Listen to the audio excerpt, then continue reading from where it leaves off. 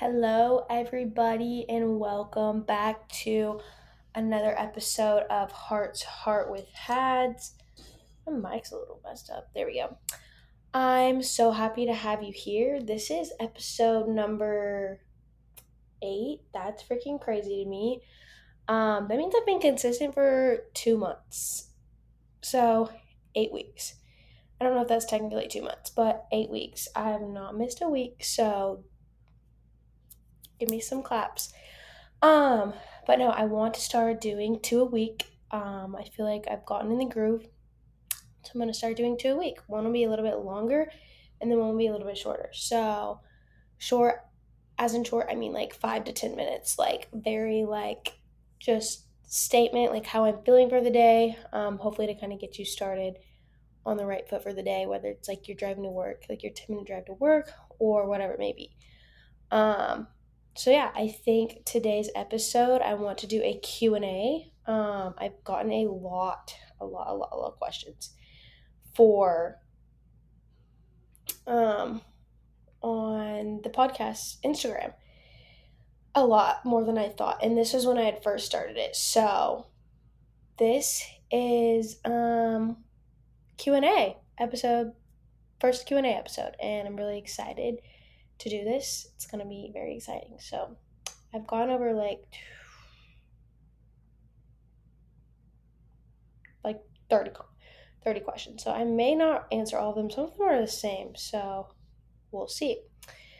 Okay. First question is, what was your inspiration on starting this platform podcast? So, if I'm going to be honest, I don't know how much of an inspiration, like if I had an actual inspiration or if I just was like kind of wanted to go out on a limb here and try something new. I do think, though, that my biggest reason behind starting the podcast and the platform is just knowing that I have a lot to say. I have a platform for health and all of that through like Instagram, through my Health with Hats page, if you follow it. And I wanted to have something completely separate that does tie in a little bit of fitness and health, but also just ties in like who I am as a person because I think a lot of people they only see me on Instagram as like this fit, healthy person, bodybuilder girl, but they don't really know me for me and who I am. And I just know that so many people can relate to me on a different level that's not gym and fitness. And I just wanted to be that kind of safe spot almost and someone that's gonna push you to be better too because I don't just strive for greatness within sports and things like that. I strive for greatness in every aspect of my life. And so sharing those insights on how I do those types of things and then just like life lessons that I learn throughout my journey are just very invaluable. And I want to share those because I want to share my experiences because maybe it can resonate with you.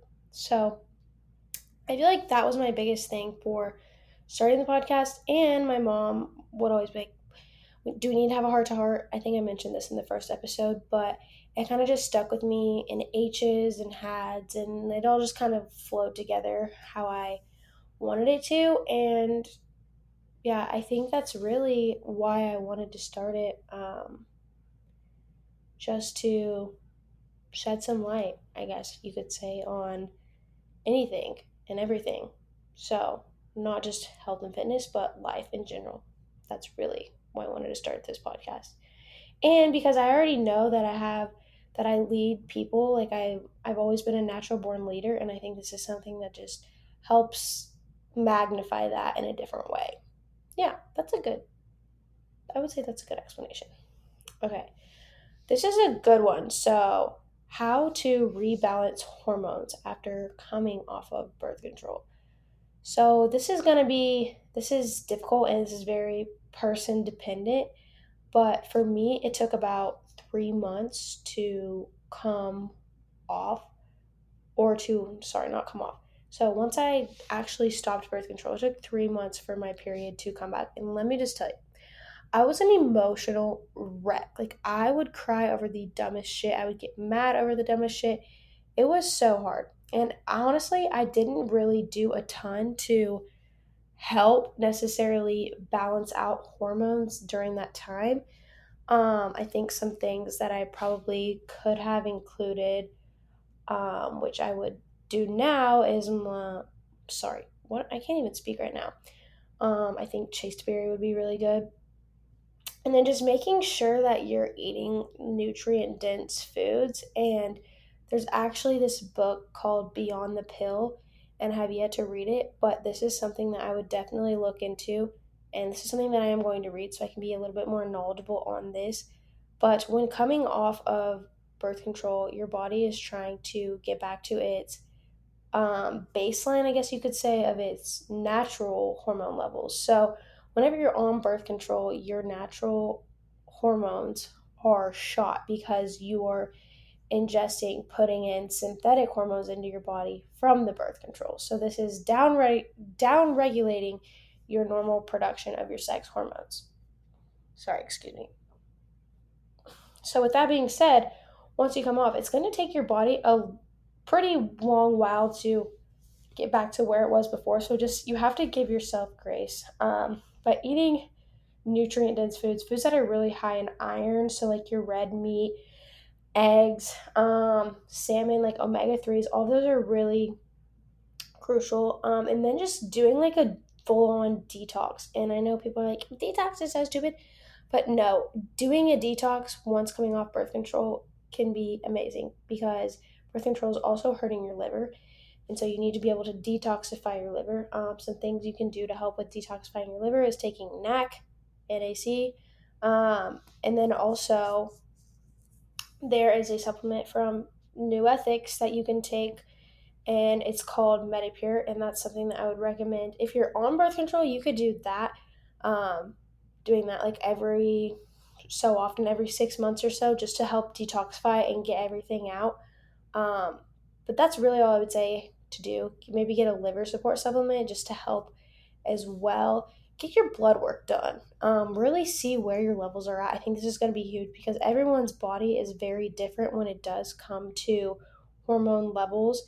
So some people may not be as affected as others. But if you were on birth control and you're coming off, your body is most likely in a very sensitive spot. So taking time to nourish it, allow proper time for rest and recovery, and just, I wouldn't say pull back on your training, but just be very mindful. Like, we don't want to put additional stress on our body while we're also trying to come off the pill. So that's my 2 cents there. Obviously, find a coach if you want additional help with that. And like I said, get your blood work done, have someone that knows what they're doing go over them with you so they can help you, get you the right supplementation, the right protocols, all of that good stuff. So I hope that made sense. I'm not 100% well versed on that. All I know is from experience on myself. So that's that. Um, and then, okay, here's the next question. What motivates you to keep going on the days you don't want to? Now, this is a really good question. I'm not even going to lie. Some days are really low. Like yesterday was a really low day for me. I didn't want to do anything, and I didn't do anything. And the whole day I was like, oh my gosh, I'm kind of feeling a little bit like bad about myself because I'm not doing anything today. And it's like, I had this day off. I should be doing this, that, and the other. And all I could do was lay around because my body was just so worn down. So, really, that's a whole different scenario. But on days that I really like don't want to go to the gym, or I don't want to eat right, I think about my why. And I don't know how many times I have to say this, but you keeping your why in the back of your mind at all times is huge. And if you don't have a why, there's your issue right there. You can't continuously try and do this day in and day out if your why is not strong enough. This is the pillar of all of your actions. So I strongly encourage you to find this. And if you're just someone that's like, oh, I just want to go to the gym, I just, because I want to do XYZ. Well, is your why actually strong, or is it kind of like a silly why? Are you doing this for someone else? Or are you doing it for you? Like, you have to get set in stone why you're doing what you're doing. So that's my answer on that one. The next one. I'm not going to answer all of these. So, what were your feelings when you stepped away from competitive cheer? This is a really good one, honestly, because my last like competitive cheer competition when I was actually cheering was during COVID. So it was very unexpected and abrupt. I think had we had the full season out like we were supposed to, I think my feelings towards it would have been maybe more bittersweet instead of bitter. So whenever the season ended, I was just very sad, upset, like there was nothing we could do about it. And so, yeah, I guess that's that. Had it been like more, like I said, set in stone, like we had our last competition, it was done. I think um, the biggest thing that I felt was just like, so what am I going to do now? Obviously, I went to school and I cheered for 1 year, and we did have a competitive team then. But I think when my feelings, honestly, when I was done, was I was burnt out. Okay, my mom had opened the competitive cheer gym business, whatever, before I was born, and I was kind of just brought into it, and which is completely fine. I love it. Was my whole life basically. I felt like my identity, but I was just burnt out. I was tired of doing it, like the same thing all the time. So that's kind of just where I was at with it after doing it for so long, being grown up in it and around it. It's kind of just like, all right, I'm tired of this. I'm ready to move on. Like, it's time to go. And so once I stepped away, it was like, well, what am I going to do now? Like, I don't have this thing that I have to go do that I'm committed to every single day. I don't have practice. Like, it's hard to be, self disciplined. And so I think that's really when I started to learn, like, this self discipline aspect of going to the gym and training and tracking my food and all of this. This is where that came in. And it's kind of different than cheer because cheer is a team sport and bodybuilding is an individual sport. So like shifting my mindset there to like no one else is going to do it for me. Like I can't rely on all these other people to help, you know, get a win. It's you, literally you, your mind, your thoughts. No one else can do the work for you. And so I think that was the biggest challenge going from cheer to bodybuilding. So that was kind of a tangent on that question because I totally stepped away or I totally shied away from that question that was even being asked. I feel like. Um. Okay. What's next? Oh, what's the best advice you wish you could give yourself 4 years ago? Yikes. Um.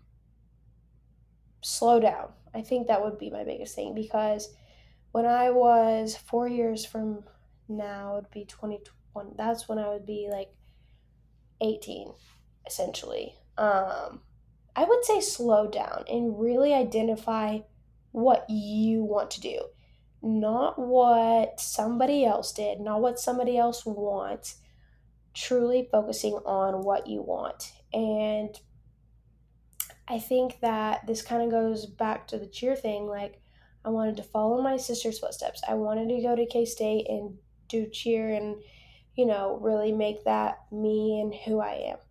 But the more that I got into it, the more I thought about it, I was like, this isn't me. Like, I feel like I'm not really following the path that I'm supposed to be on. So, focusing on you for one and doing exactly what you want to do, but also being very present in the now and where you are. Because I remember just growing up always wanting to be like somewhere else 5 years from now. Like, I can't wait till I'm old enough to do this, and I can't wait till I'm old enough to do that. And I think kind of what stemmed that, the more that I think about it, this is like not that deep, but I feel like it's kind of deep to me, is like my parents were like, when you can't do this until you get this age. because they had set these expectations up for my sister. And so I think I'd always had these just like timelines of anticipating things when I turned this age or when I did this or when I did that. And you know what? That brings me to another point, like another recollection I just had. When I was, I don't know, it was before my fourth or fifth birthday. I was like, I would suck my thumb all the time. And I was like, you know what? When I turn blank, I'm going to stop sucking my thumb. And so I feel like that, like, that vivid memory when you're younger and you like do these things, they carry over on into your life in other ways. And so that really totally makes sense as to why I would set these deadlines and timelines, and when I turn this age I'm going to do this and that, instead of just being like right now. um and so I think that's what I would tell my younger self, is to just be exactly where you are and stop trying to grow up, because now that I am a little bit more grown up, I'm like, oh, I kind of wish I could go back and not have the worries that I have now. So slow down and be in the now is what I would say. My throat's hurting from talking too much.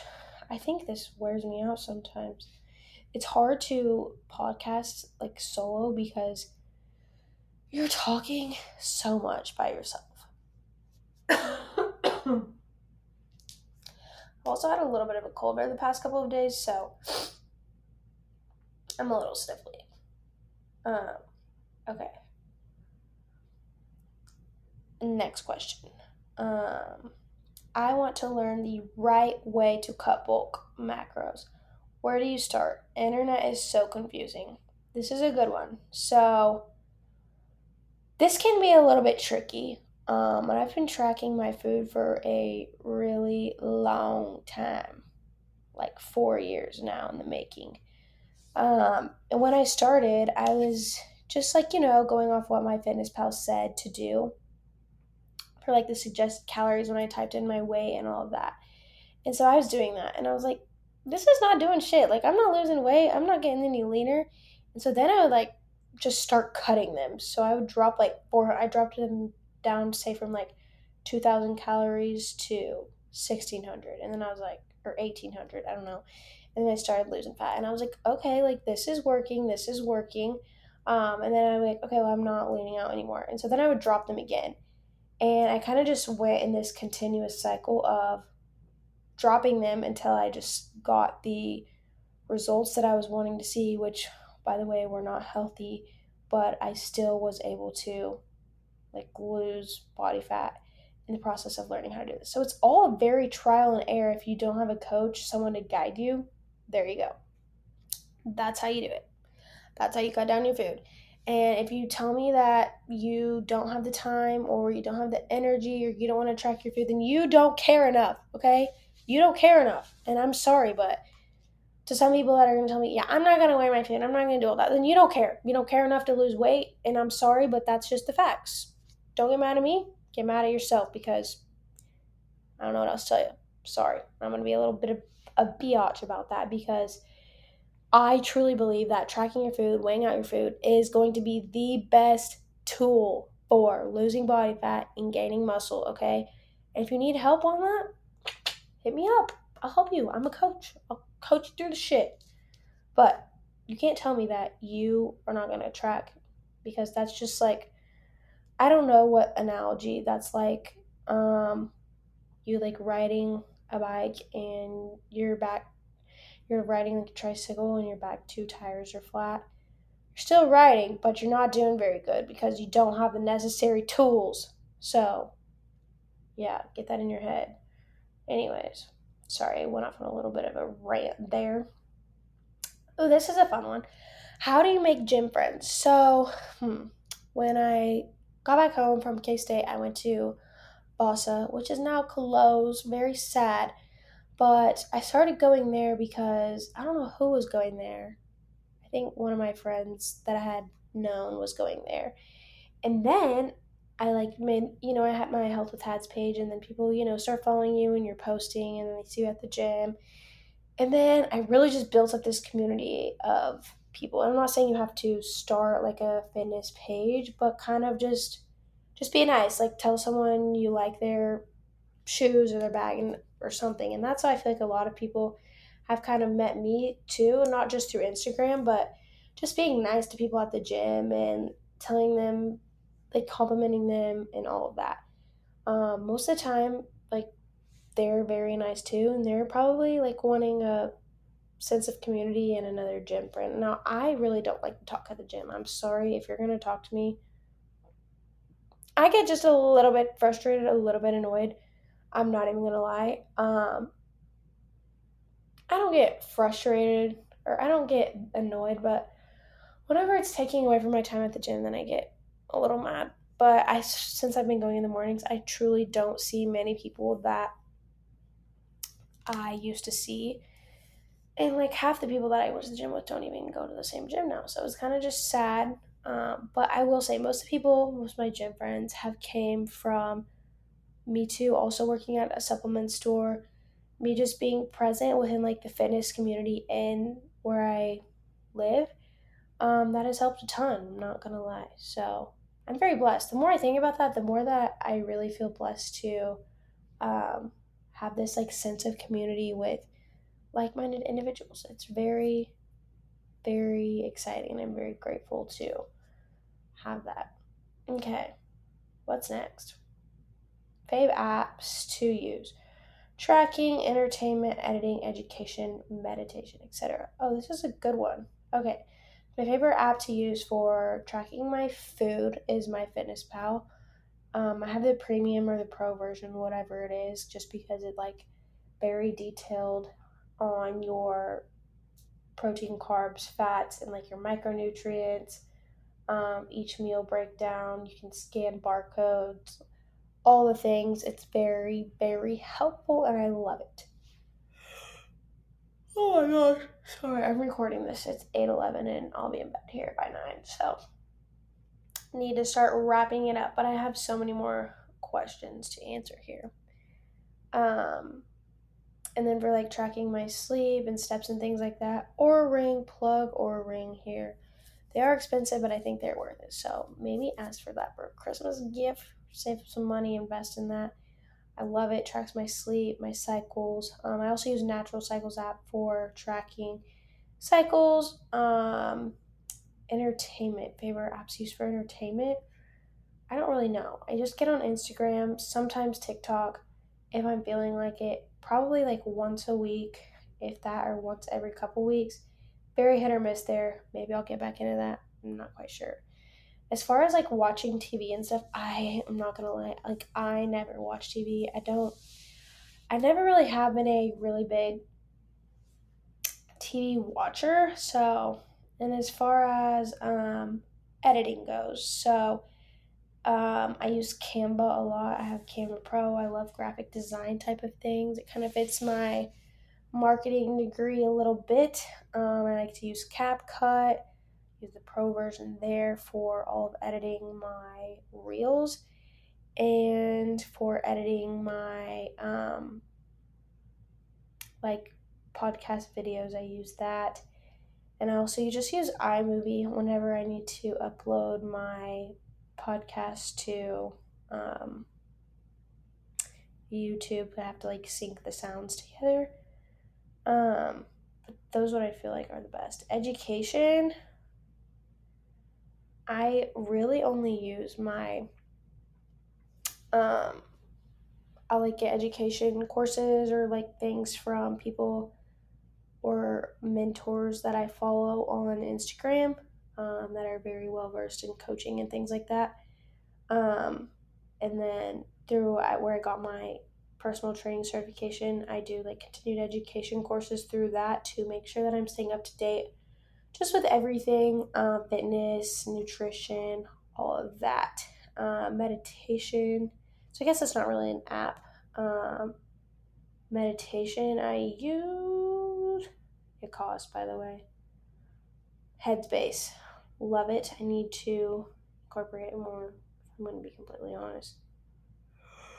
I'm so sorry that I'm just yawning all the way through this. Okay. What's next? What is my biggest fear? This is a really good one. My biggest fear would probably be getting to the end of my life, whatever day that may be. You never know when your last day is going to be. And realizing that I wasn't there for my people. I didn't show up how I wanted to. I didn't do the things I wanted to do. Basically, just living a life full of regret. And so that's kind of just another good reason for me to start this podcast is to like live outside of the norms, break free, do the things that you truly want to do, and don't let anybody or anything hold you back.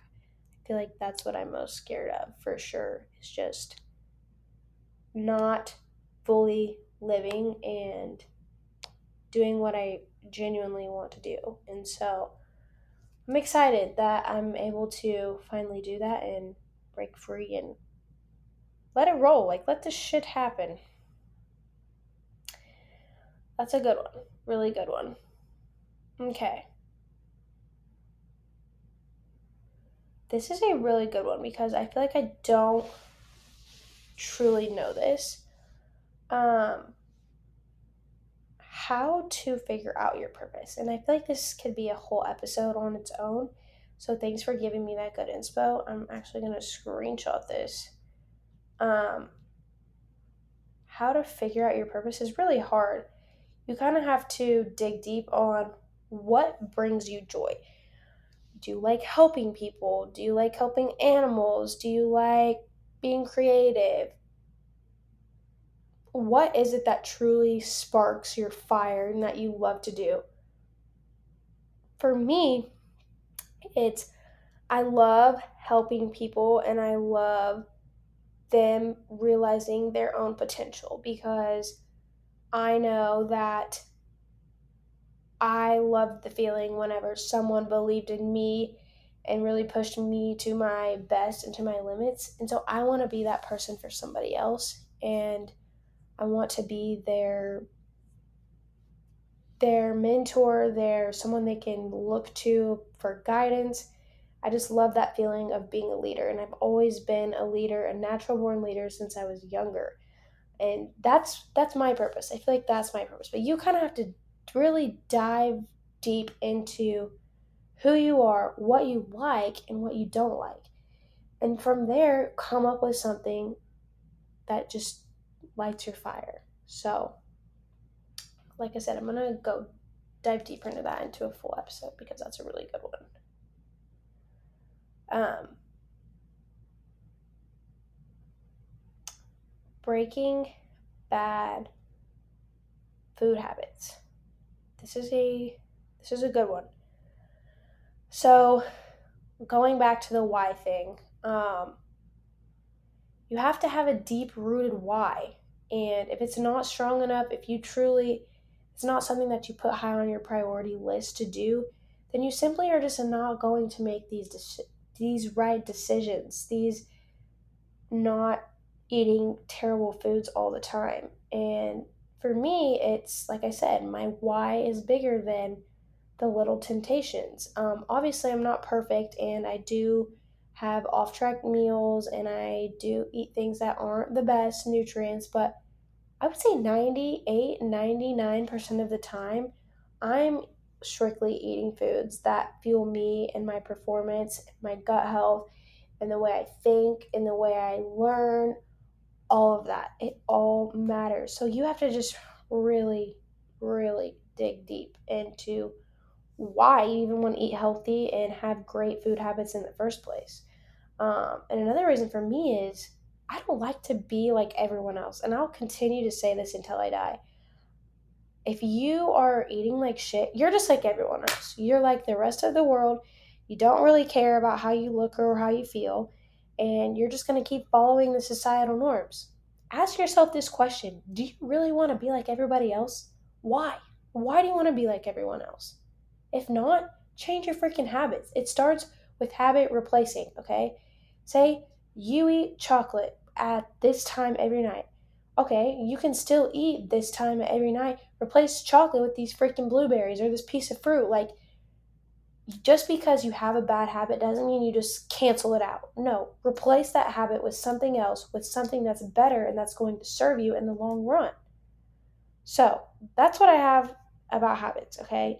You have to be strong and firm on your goals, on your why, on your dreams, on your vision, and then make it happen, make it come to fruition. If it's not deep enough, you simply are not going to make progress on it, okay? That's all I got there. I know I keep getting like angry and like worked up on these questions. I'm not mad. It's just like I'm very passionate about it. Okay. What drives me to be different? This is a really good one because I feel like I've always wanted to just have that little itch to be different from everybody else. And I don't know what it is. I don't necessarily know what drives me to be different. This is a really hard question. I think it's just the fear of wanting to be like everyone else and the fear of knowing that I have so much potential and being different, being an outlier is just so much more fun, so much more cool. People look at you in a different way. And I love that. I don't like to be basic, okay? I don't like it at all. Um I don't know the reasoning. That's a deep question, and the person who asked this always asks me deep questions, and it takes me a while to really sit with these and kind of process exactly what the question is. So these are some things I'm just gonna have to like journal and really hone in on. So yeah. Okay, just a couple more questions here. Let's see. How to create a productive everyday routine. So I like to time block out my days, and I'm not the best at this. I'm getting better at this slowly and slowly. Um, but time block out your days. So for me, I can just kind of go through my day, day in the life. I'll pull up my Google Calendar and what it looks like. So I have 5:30, wake up. 5:30 to 6, wake up. And depending on if I go to the gym or not, it's 6 to 7:30 is gym or 6 to 7:30 is deep work block. And then I get home at 7:30. I do 15 minutes. I give myself 15 minutes to journal, all of that. Um, and then I start to get ready for work. So I will make my breakfast, get ready, and get ready to go out for the day. Now, since this is my last week of my 9 to 5 job and strictly going into coaching after this week, I'm going to change this up. So that's going to be very exciting to fully be able to do the things that I really want to do and set my own hours. That'll be very amazing. But then, so I'm at work 12 to 12:30 or 1, I have lunch and recharge. I'm supposed to be recharging during this, but I'll likely like make my posts or my reels for the following day. Then when I get home from work, I do client check-ins, or I'll do client check-ins at client, not client, athlete check-ins. Um, I will do those during my lunch hour or when I get back home. So, and then I'll have another deep or flexible work block. So, knocking out anything I need to get done, doing my continued education, reading, any more athlete check ins that I have, recording podcasts, editing, all of that stuff. And then setting time, 30 minutes to kind of debrief, get off my phone, read, walk, just kind of wind down for the night. And then I go to bed and I do it again. And I do this Monday through Friday. Saturday is just a little bit different, but that's kind of the gist of it. So, yeah, it's very, very structured, and I feel like I strive on structure, and this just helps me be more productive. And I set my phone on do not disturb. That's another way that I increase my productivity is putting my phone up. And it can be very difficult, I'm not going to lie, but I've gotten a lot better on it. So I'm proud of myself for that one. But I think that's all the questions that I'm going to ask. I hope that was valuable and insightful in those. I also realized I didn't give a little recap on my weekend. If you watched or listened to the last episode, we were in Chattanooga, Tennessee for my best friend Lakin's um, bodybuilding show. And oh my gosh, I'm so tired. We had a lot of fun. She didn't come away with the placing that we liked, but it doesn't matter. Like, I had a lot of time to ponder and think on the weekend, and there's just so much. Obviously, we want to win, but at the same time, there's so much more to life. Like, good friends, good times, like, just living and being present and like having the opportunity to do the things that we do. I just kept going back to that. Like, we are so we are so blessed to do this sport, to be able to travel, to be able to make ends meet, to where we can do all of these things that not many people could probably say they get to do. And so that's just something I kept reflecting and telling myself over and over again, is like, I'm so blessed to be able to even travel and be here with her. But like, we're both also very blessed to be able to participate in the sport. Like, and it's not going to come overnight. And I know that these athletes that are at this top tier level has taken them a long time. So I just keep reminding myself of that too. Like, it's all a learning process, and it's such a long game. And I think we're both in it for the long haul. And so it was a fun time. I had a little bit of a cold, still kind of having a little bit of sniffles. So, but I really loved it. It was an amazing time. But I'm glad to be back home. And hopefully I can get rested up because I've got two back-to-back trips next week and the week after. So I'm gonna have to start cranking out these episodes because I'm not taking my mic again to our next 2 weeks of trips. So I'm probably going to have to record. So that you'll be listening to this on a Friday. I'll probably be recording again in 2 days.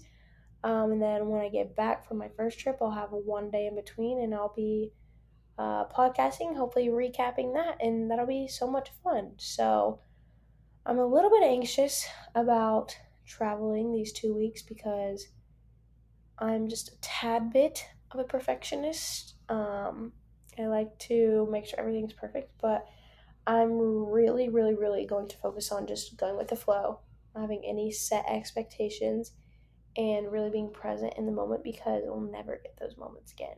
And that's where I'm going to end this episode with because I hear the dogs whining, and that's just a good little note to wrap up on. So, hope you guys enjoyed this episode, this Q&A. If you want me to do another Q&A, I will definitely do that. And I want you to ask me deep questions because that's what makes it fun, and that's what's different about it. So, love y'all. Thanks for tuning in, and I'll see you in the next episode.